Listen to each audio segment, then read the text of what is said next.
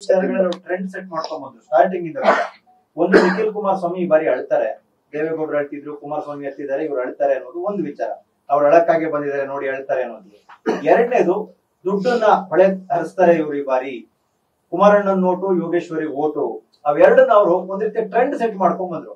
ಅದನ್ನ ನೀವು ಎಲ್ಲ ಕೌಂಟರ್ ಮಾಡೋಲ್ಲಿ ಇಡುದ್ರ ಅಥವಾ ಜೆಡಿಎಸ್ ಅಂತ? ಆಡಳಿತಾರೂಢ ಸರ್ಕಾರ ಅಧಿಕಾರ, ಹಣದ ಬಲ, ತೋಳಿನ ಬಲ ಯಾರಿಗೆ ಎಷ್ಟಿದೆ ಅಂತಕ್ಕಂಥದ್ದು ಜಗಜ್ಜಾಹಿರ. ಇಲ್ಲಿ ಈ ಚುನಾವಣೆಯಲ್ಲಿ ದುಡ್ಡು ಕಾಸಿನ ವಿಚಾರವಾಗಿ ಮಾತನಾಡ್ತಕ್ಕಂಥದ್ದು ಸೂಕ್ತ ಅಲ್ಲ. ಏಕೆಂದ್ರೆ ನನಗೆ ಒಬ್ಬ ಯುವಕನಾಗಿ ಒಳಗಡೆ ಆತಂಕ, ಚುನಾವಣೆಗಳಲ್ಲಿ ಒಂದು ದುಡ್ಡು ಕಾಸಿನ ಹಣದ ವ್ಯವಸ್ಥೆಗಳು ಕನಿಷ್ಠ ಪಕ್ಷ ಮುಂದಿನ ದಿನಗಳಲ್ಲಾದ್ರೂ ಇವೆಲ್ಲವನ್ನ ಒಂದು ಕಡಿವಾಣ ಹಾಕಬೇಕು ಅಂತಕ್ಕಂಥದ್ದು ನನ್ನ ಅಭಿಪ್ರಾಯ.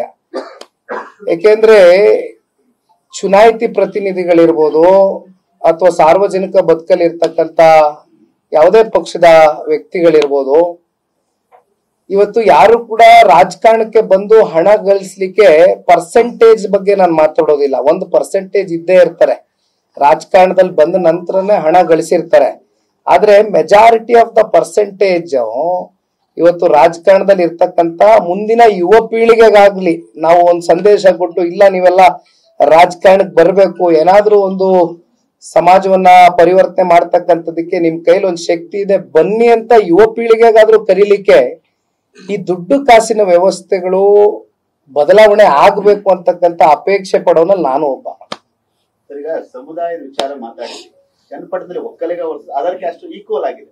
ಒಕ್ಕಲಿಗನ್ನು ಹೊರತುಪಡಿಸಿ ಮುಂದಷ್ಟು ಬೇರೆ ಬೇರೆ ಸಮುದಾಯಗಳ ಸೆಳೆಯೋದ್ರಲ್ಲಿ ನೀವು ವಿಫಲರಾದ್ರ, ಇಲ್ಲ ಲೀಡರ್ಗಳ ಸಮಸ್ಯೆ ಆಗ ಅಂತ ಹೇಳಿ ಸೆಕೆಂಡ್ ಲೈನ್ ಲೀಡರ್ಸ್ ಆ ಸಮುದಾಯ ಸಂಬಂಧಪಟ್ಟಿದ್ದು.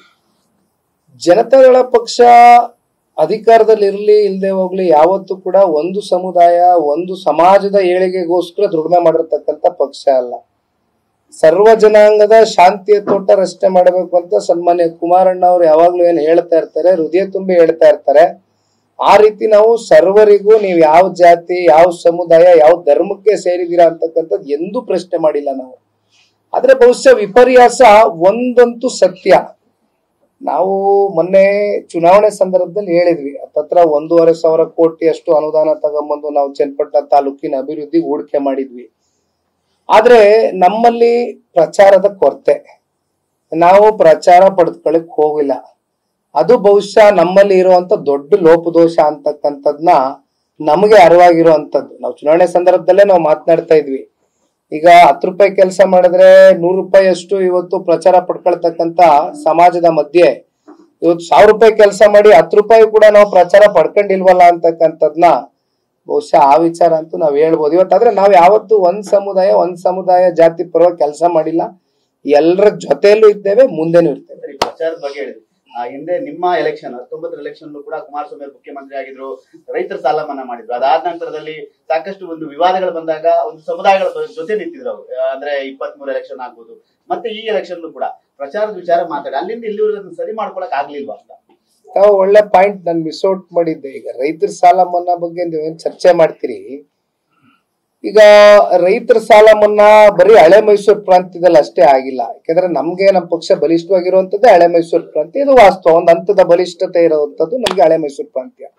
ಆದ್ರೆ ಉತ್ತರ ಕರ್ನಾಟಕಕ್ಕೆ ಹೋದ್ರು ಕೂಡ irrespective of cost and community ಪ್ರತಿಯೊಬ್ಬರಿಗೂ ರೈತರ ಸಾಲ ಮನ್ನಾ ಆಗಿದೆ.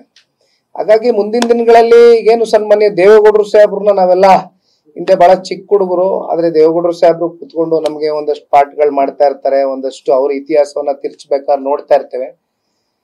ಎಲ್ಲಾ ಸಮುದಾಯ ಜಾತಿಗಳಿಗೂ ಕೂಡ ಸಮಚಿತ್ತವಾಗಿ ಒಂದು ಶಕ್ತಿಯನ್ನ ತುಂಬಿಸ್ತಕ್ಕಂಥ ಕೆಲಸ ಸನ್ಮಾನ್ಯ ದೇವೇಗೌಡರು ಸಾಹೇಬ್ರು ಮಾಡ್ಕೊಂಡ್ ಬಂದಿದ್ದಾರೆ. ಇವೆಲ್ಲವನ್ನ ಒಂದು ಮಾರ್ಗದರ್ಶನದ ರೀತಿ ನಾವು ಕೂಡ ಮುಂದಿನ ದಿನಗಳಲ್ಲಿ ನಮ್ಮ ಯುವ ಪೀಳಿಗೆ ಇರ್ಬೋದು ಅಥವಾ ಹಿರಿಯರನ್ನ ವಿಶ್ವಾಸಕ್ಕೆ ತಗೊಂಡೋಗ್ತಕ್ಕಂಥ ಕೆಲಸವನ್ನ ಸಂಘಟನೆಯ ದೃಷ್ಟಿಯಿಂದ ಮಾಡ್ತೇನೆ.